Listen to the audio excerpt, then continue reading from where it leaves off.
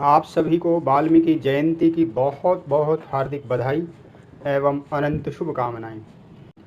देश के अलग अलग हिस्सों में वाल्मीकि जयंती के दिन सामाजिक और धार्मिक आयोजन किए जाते हैं।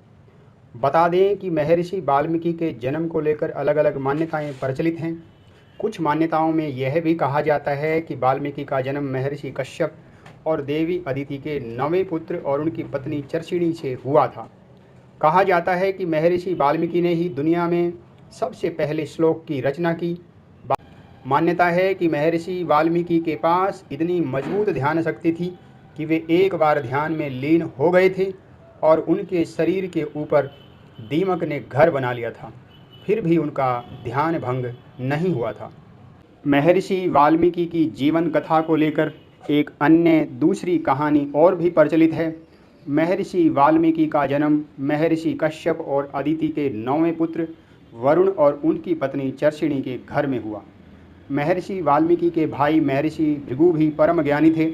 महर्षि वाल्मीकि की जीवन गाथा काफ़ी सुप्रसिद्ध रही है। पौराणिक कथा के अनुसार वाल्मीकि महर्षि बनने से पूर्व उनका नाम रत्नाकर था। रत्नाकर अपने परिवार के पालन पोषण के लिए दूसरों से लूटपाट किया करते थे। एक समय उनकी भेंट नारद मुनि से हुई।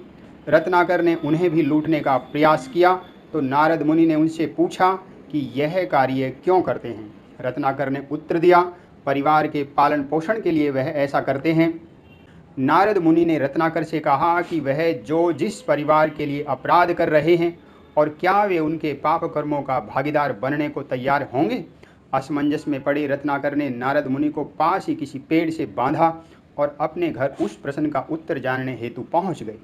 उनके परिवार ने उनके पापों में भागीदार होने से इनकार कर दिया। यह जानकर उन्हें निराशा हुई। यह सुनकर रत्नाकर वापस लौटे, नारद मुनि को खोला और उनके चरणों पर गिर गई। तत्पश्चात नारद मुनि ने उन्हें सत्य के ज्ञान से परिचित करवाया और उन्हें परामर्श दिया कि वह राम नाम का जाप करें। फिर रत्नाकर ने धुनी रमा ली और वह राम नाम का तप करने लगे।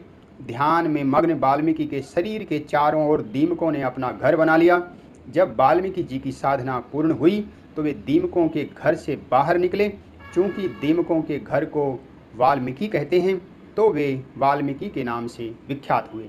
राम नाम जपते जपते ही रत्नाकर महर्षि बन गए और आगे जाकर महान महर्षि वाल्मीकि के नाम से विख्यात हुए। इसलिए महर्षि वाल्मीकि के जन्मदिन को वाल्मीकि जयंती के रूप में मनाया जाता है।